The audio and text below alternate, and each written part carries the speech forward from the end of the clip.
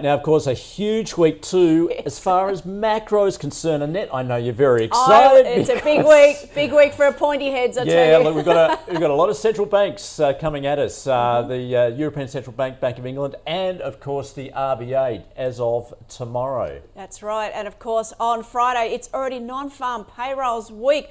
I don't know how much time we've got to speak to Peter McGuire, but he better talk fast. Good morning, Peter. I don't know where to start. Let's start with, of the three central banks we just mentioned, you rank them. Which one is going to rock the markets?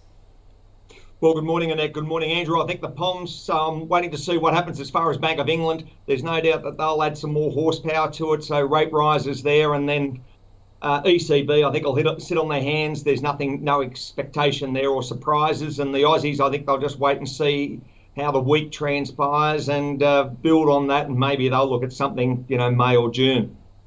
Hang on. So what you're saying, the RBA, we're just going to sit on their hands for the moment at least and see what else is going on. Yeah. What's actually going to be driving their thoughts at this point? Of course, we're looking at where inflation is at the moment, the strength in the labour market at this point as well. Yep.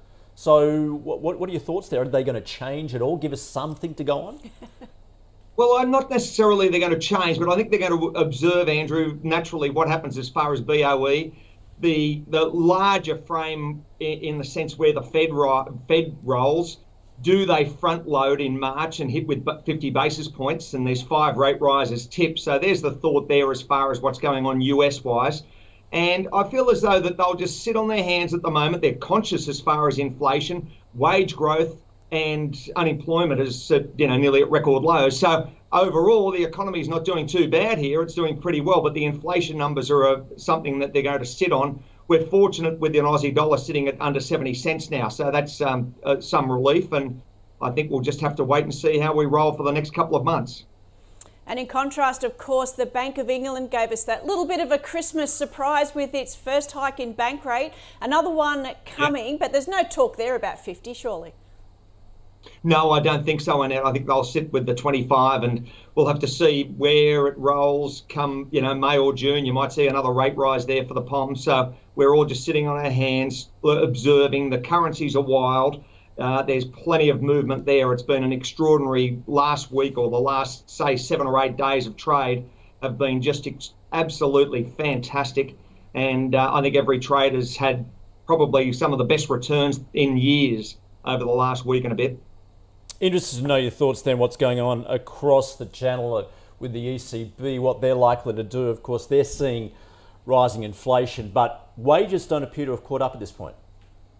No, they don't, Andrew. No, not at all. And they're the big theme, 500 million inhabitants across that Eurozone, as we know. So we're fairly sure that they'll sit on their hands from a rate rise perspective. You might see something towards the mid to the end of the year.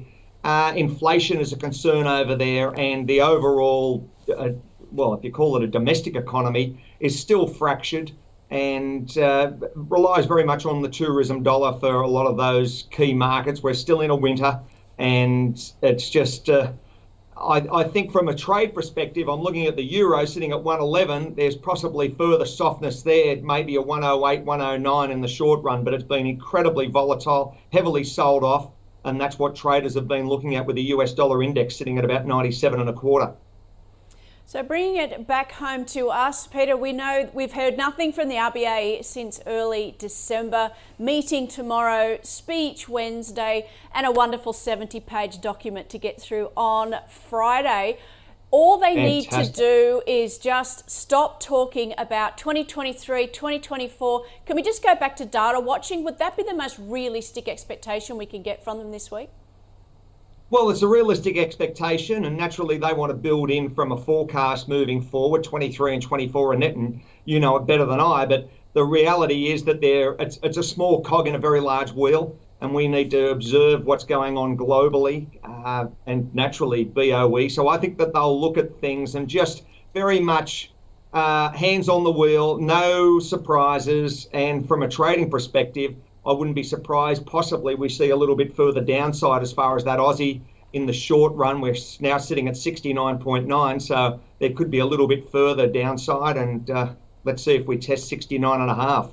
Yeah, so you're saying essentially in the absence of anything coming from the RBAs, so the Aussie not likely to move much, but if so, on the downside. Of course, a bit of an absence as well of what's going on in China because they're closed for the Lunar New Year. Absolutely, Andrew. So true. And, you know, when you're thinking about what the Aussies experienced over the last couple of weeks has been very heavily sold off. So it's already experienced a lot of those moves. It might be a little bit exhausted to the downside. You may see it pop, but I feel as though that the US dollar index will probably march a little bit even higher from here. So that 97.5, 97.6 handle could be achievable this week, and that could in turn force the Aussie down a little bit further. Let's round out with oil. We spent all of last week saying it's heading up to 90. Plenty of people on the century bandwagon. That's not going to help these central banks navigating inflation and expectations. No, it's certainly not, Annette, and we're sitting at $90 right this second for Brent, just over it. WTI's off a little bit, but that has been achieved now, that 90 handle. Everyone was talking about strategic reserves released by Biden, what the storyline is globally. The Russia-Ukraine situation, gas consumption. So if you're looking at it holistically, it's not a good point for the consumer, and as we all know, but the reality is you could march higher from here. Many big analysts, the oil traders, are saying a 92, 93 is where their eyes are in the first to second week of February. So let's keep our minds set, but it's been an enormous rally to the upside and incredible returns for traders over the last couple of months going long crude.